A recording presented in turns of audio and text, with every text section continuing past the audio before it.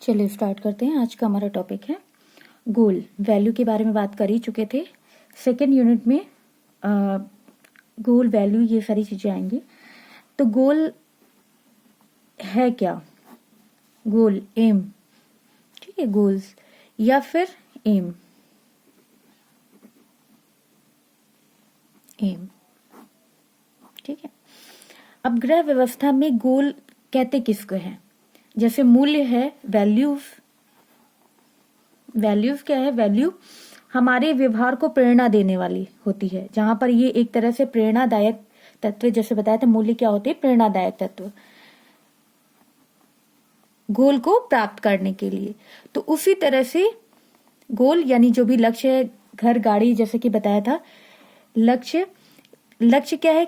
एक अंतिम बिंदु, इच्छा की अंतिम बिंदु, यानी जो भी हमारी इच्छा है उसका लक्ष्य वह अंतिम बिंदु है जहां तक व्यक्ति या परिवार द्वारा कार्य करने की इच्छा रखी जाती हो। ठीक है, अंतिम बिंदु किसकी? लक्ष्य की। ठीक है, ये चीज हो गई। अच्छा, अब क्या है, इन्होंने ये गोल होता क्या है, लक्ष्य क्या है? यानी जो भी हमारी इच्छा है, एग्जाम क्रैक करना है, तो एग्जाम पहले उसकी वैल्यू देखेंगे कि वो हमारे लिए कितनी इंपॉर्टेंट है, कितने महत्वपूर्ण है। तो वो जो महत्वपूर्ण है, जो हमें प्रेरणा देती है आगे बढ़ने के लिए, उस बिंदु तक पहुंचने के लिए, इस गोल को प्राप्त करने के लिए, अंतिम लक्ष्य, तो वो क्या है? गोल। इसी के अंदर हम प्लान, कंट्रोल और इवोल्यूट करते हैं चीजों को। ठीक है, जब गोल डिसाइड होता है निर्णय प्रक्रिया में, जो निर्णय लेते हैं, गृह व्यवस्थापन में निर्णय लेते हैं, तो उसके लिए गोल डिसाइड करेंगे। सबसे पहले वैल्यू, उस चीज की वैल्यू को समझेंगे, या इंसान स्वयं बनाता है उस चीज की वैल्यू कि हाँ ये हमारे लिए कितनी महत्वपूर्ण है। उसके बाद उस चीज को प्राप्त करने के लिए गोल डिसाइड करता है। ठीक है, वो लक्ष्य डिसाइड करता है। अच्छा, तो जैसे लक्ष्य वह मंजिल है, लक्ष्य वह मंजिल है जहां पहुंचने के लिए व्यक्ति प्रयास करता है। लक्ष्य हमारे जीवन का एक तरह से साध्य होते हैं जिसे हम पाना चाहते हैं। ठीक है, घर है, ठीक है, इसे पाने के लिए गोल डिसाइड करेंगे। पहले उसकी वैल्यू समझेंगे कि हमारे लिए क्यों महत्वपूर्ण है। रहने के लिए एक होना चाहिए, जैसे सबसे मूलभूत आवश्यकता क्या है?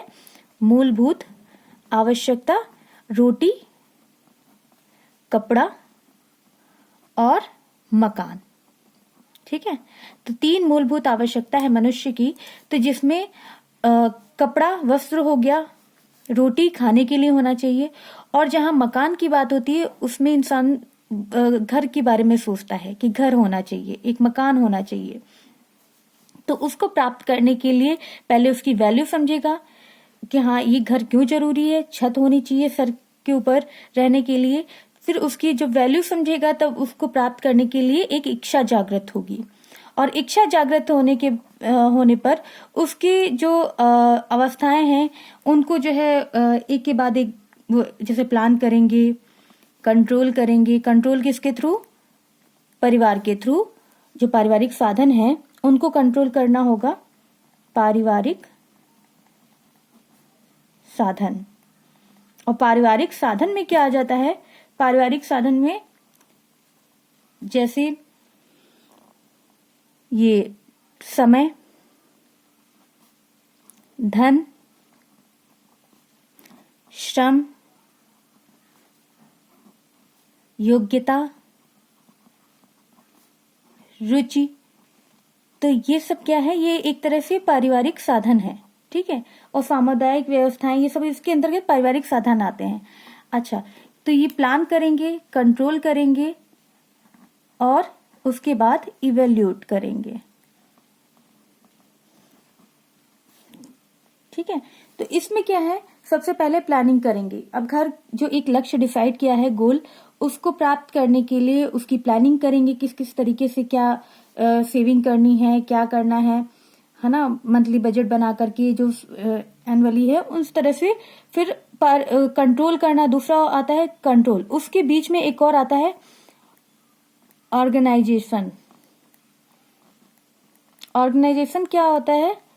संगठन, जो कि एक परिवार या परिवार के सदस्य हो सकते हैं।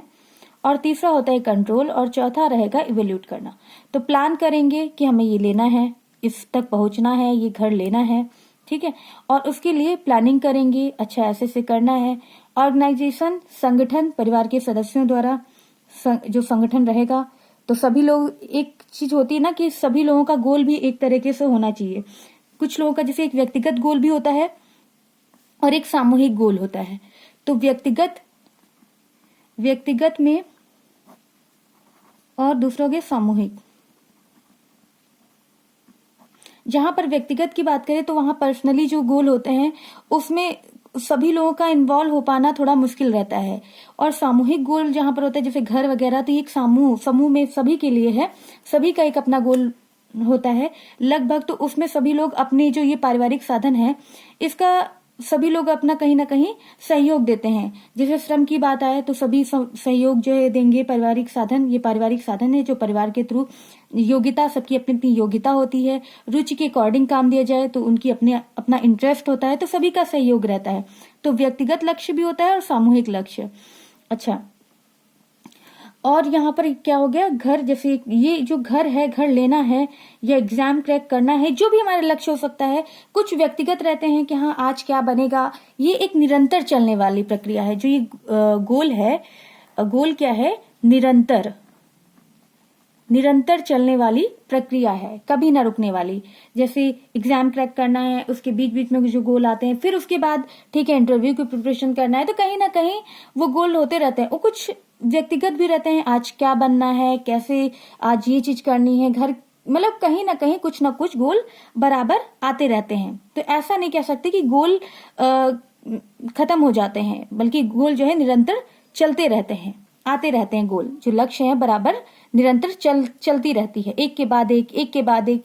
मतलब कहीं ना कहीं कुछ सोचते हैं अच्छा आज ये करना है, तो ये एक तरह से गोल ही तो है, ठीक है। तो ये चीज हो गई, आज ये काम करना है तो गोल है। तो गोल क्या है, गोल वह मंजिल है, लक्ष्य वह मंजिल है जहां पहुंचने के लिए, यानी ये गोल है तो इसमें पहुंचने के लिए व्यक्ति प्रयास करता है। और प्रयास करने की प्रेरणा किससे मिलती है, वैल्यू से, यानी जो उसकी वैल्यू है उससे प्रेरणा मिलती है। लक्ष्य हमारे जीवन के साध्य होते हैं जिसे हम पाना चाहते हैं। इन व्यक्तिगत लक्ष्यों के लिए मनुष्य व्यक्तिगत रूप से प्रयत्न करता है तथा परिवार के सामूहिक लक्ष्यों के लिए परिवार मिलकर प्रयत्न करता है, और यही लक्ष्य है, ठीक है। अब जरा देख लेते हैं परिभाषा इनकी।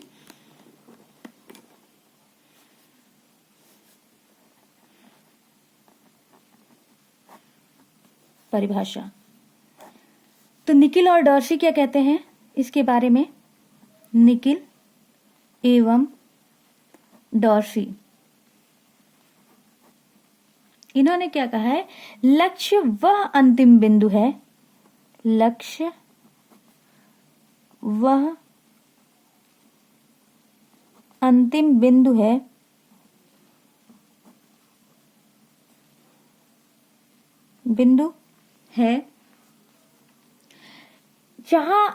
जहां तक व्यक्ति या परिवार द्वारा कार्य करने की इच्छा रखी जाती हो।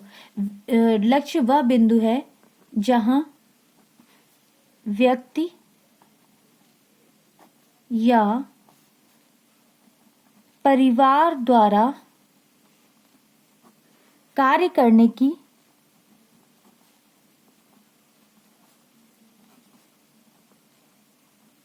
इच्छा रखी जाती है। तो निकिल और डॉर्सी ने क्या कहा है कि इन्होंने बताया है कि लक्ष्य वह अंतिम बिंदु है जहां व्यक्ति या परिवार, लक्ष्य यानी गोल जो है वह अंतिम बिंदु है जहां पर व्यक्ति यानी जो भी परिवार के सदस्य या व्यक्ति जो भी गोल डिसाइड कर रहा है, तो परिवार द्वारा कार्य करने की इच्छा जागृत हो, इच्छा रखी जाती हो, तो वही गोल है, वही लक्ष्य है, ठीक है। तो इस तरह से उन्होंने बताया है। और इसमें जैसे पारिवारिक साधन, ये समय, धन, श्रम, योग्यता, रुचि, तो इसमें भी जो है ये पारिवारिक साधन भी, जैसे सामूहिक, व्यक्तिगत जहां पर रहते हैं तो वहां परिवार के सदस्यों के सहयोग होने की संभावना कम रहती है। तो सामूहिक जहां पर लक्ष्य सभी लोग मिलकर कार्य करें, उनके अंदर जो भी ये प्रयास होते हैं, एक तरह से वैल्यू सभी के अंदर इस चीज को लेकर के, या जो भी अपने गोल डिसाइड किया है वो सभी का गोल एक जैसा होना चाहिए, तभी लोग सहयोग पूरी तरह से देते हैं, अपनी रुचि का भरपूर वो यूज करके, अपनी योग्यताओं का यूज करके, श्रम, धन, समय, इन सब का यूज करके उस गोल तक पहुंचते हैं। ठीक है, तो ये हो गया गोल, एम। अब बात करते हैं विशेषता, कि इनकी विशेषताएं क्या हैं। लक्ष्य की विशेषताएं, इसमें सबसे पहले आ जाएगा न समाप्त होने वाली श्रृंखला। न समाप्त होने वाली श्रृंखला। दूसरा है लक्ष्यों में परिवर्तन।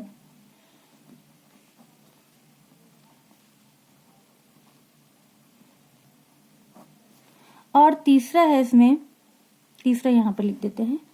पहला है न समाप्त होने वाली श्रृंखला, दूसरा है लक्ष्यों में परिवर्तन, और तीसरा है सामाजिक समूह का प्रभाव। सामाजिक समूह का प्रभाव। ठीक है, तो यहां पर जैसे न समाप्त होने वाली, तो लक्ष्य क्या है, वो कभी न समाप्त होने वाली श्रृंखला है, कभी समाप्त नहीं होती, एक के बाद एक लक्ष्य आते जाते, जो भी गोल है वो एक के बाद एक गोल डिसाइड होते रहता है। आज ये करना है, कल वो करना है, जैसे एक लक्ष्य खत्म होता है दूसरा लक्ष्य अपने आप उस चीज की वैल्यू, जैसे जो भी वैल्यू है, कुछ कुछ लक्ष्य होते हैं दूसरों को देख करके आ जाते हैं, है ना। परिवार के दूसरे सदस्य हैं या दूसरी परिवार के लोग हैं, तो उनका जिसमें इंटरेस्ट होता है तो वही गोल अपना डिसाइड कर लेते हैं, है ना। अच्छा, ये यहां आ गया। अच्छा, न समाप्त होने वाली श्रृंखला, पहला है न समाप्त होने वाली श्रृंखला, दूसरा है लक्ष्यों में परिवर्तन, तीसरा है सामाजिक समूह का प्रभाव। तो पहला है न समाप्त होने वाली श्रृंखला, कभी नहीं समाप्त होती, निरंतर चलती रहती है। लक्ष्य क्या है, एक के बाद एक लक्ष्य आते जाते हैं, एक समाप्त होती दूसरी स्टार्ट हो जाती है, इसी तरह से। फिर लक्ष्यों में परिवर्तन। अब लक्ष्यों में परिवर्तन कैसे, क्या, जैसे मनुष्य के जैसे सब दिन एक जैसे नहीं होते, कुछ परिस्थितियां होती हैं जो परिवर्तन का कारण बनते हैं, लक्ष्य में परिवर्तन का कारण बनती है। अब वो कारण कौन कौन से होते हैं, अब उनमें हम देख लेते हैं मेन कारण कौन कौन से होते हैं। जैसे एक लक्ष्य की प्राप्ति हो जाने पर उसे प्राप्त करने के लिए किया गया श्रम, धन, समय आदि बच जाता है, उसके स्थान पर दूसरा लक्ष्य आ जाता है। यानी एक लक्ष्य समाप्त होने पर दूसरा लक्ष्य, तो इस लक्ष्य आ जाता है, तो इसलिए लक्ष्यों में परिवर्तन आ जाता है। फिर क्या है कि व्यक्ति की पसंद रुचि, अब जैसे दूसरों को देख करके व्यक्ति की पसंद रुचि क्रियाओं में परिवर्तन आ जाने से लक्ष्यों में परिवर्तन आ जाता है। जैसे अपनी भी रुचि है, जैसे अभी लेना है घर, और उसके बाद कुछ ऐसी परिस्थितियां बन गई कि नहीं गाड़ी जरूरी है, या फिर गाड़ी लेना चाह रहे हैं, नहीं घर जरूरी है, या फिर एग्जाम सबसे बड़ी चीज है कि नहीं मुझे ये सबसे ज्यादा जरूरी है ना। तो ये चीजें आ जाती हैं, तो यानी लक्ष्य व्यक्ति की पसंद रुचि में परिवर्तन कर देता है, यानी लक्ष्यों में परिवर्तन कर देता है, रुचि की क्रियाओं में, ये लिख देते हैं। ठीक है, व्यक्ति की रुचि क्रियाओं में परिवर्तन। ठीक है, अच्छा, फिर नेक्स्ट है कुछ जैसे परिस्थितिवश कुछ ऐसे हो जाते हैं, जैसे घर लेना है या गाड़ी लेनी है, लेकिन कुछ परिस्थितियां, ऐसी स्थितियां बन जाती जैसे बीमारी या कुछ मौसम के प्रतिकूल होना, है ना, ये चीज आ जाना। जैसे बीमारी आ गई बच्चों की या बड़ों की, तो सबसे पहले जो सेविंग की है, तो सबसे पहले टारगेट क्या होता है, बीमारी को दूर करना।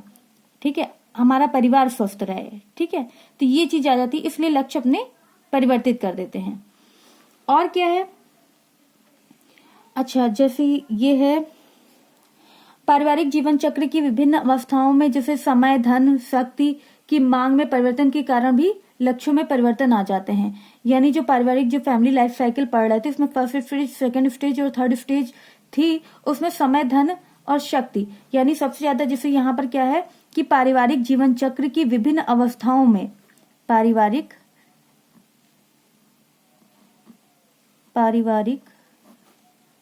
जीवन चक्र की अवस्थाओं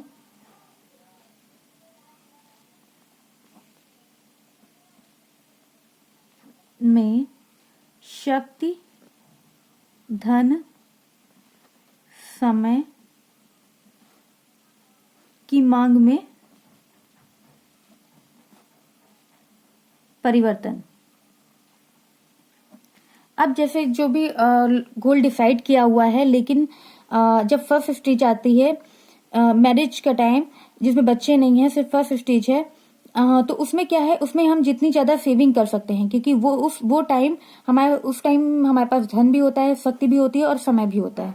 तो इसमें क्या कर सकते हैं, हम सेविंग ज्यादा से ज्यादा कर सकते हैं। तो हमारा जो मेन टारगेट रहेगा कि सेविंग ज्यादा करो, ठीक है। बाकी दूसरे जो गोल है उनको रोक देते हैं, जो दूसरा टारगेट है उसे रोक देते हैं। पहले प्रेफरेंस क्या देते हैं कि सबसे पहले सेविंग करना है। अच्छा, तो ये सारी चीजें इनके परिवर्तन के कारण बनते हैं। कौन कौन सी?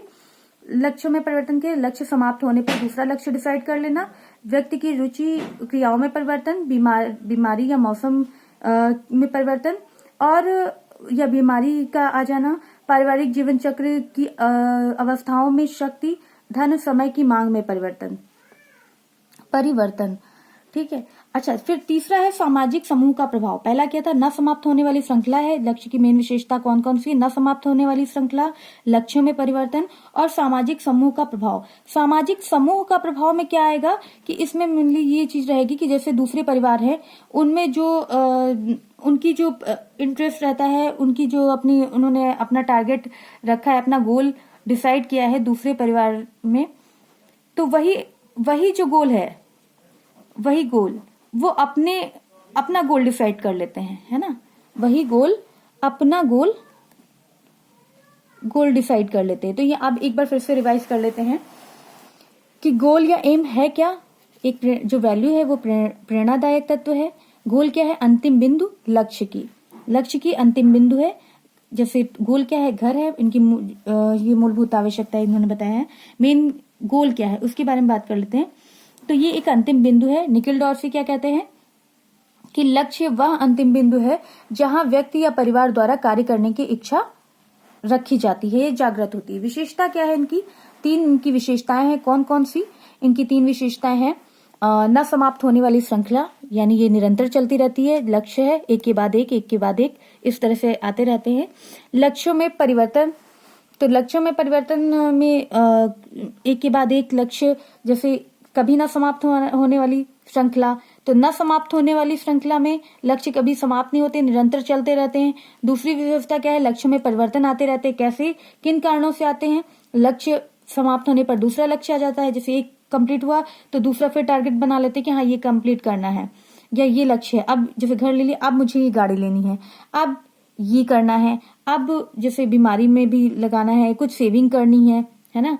तो अब उनकी घर के डेकोरेशन में जो चीजें जरूरत पड़ेगी, तो इस तरह से उनके जो गोल हैं वो बराबर एक के बाद आते रहते हैं। बीमारी, अब जैसे व्यक्ति की रुचि क्रियाओं में परिवर्तन, उनकी जो उनकी रुचि है वो गोल डिसाइड किया गया है, उनकी वैल्यू समझी, वो गोल डिसाइड किया गया है। लेकिन उनकी जब उनका इंटरेस्ट दूसरी चीज में आ जाता है तो फिर से वो लक्ष्य परिवर्तित हो जाते हैं।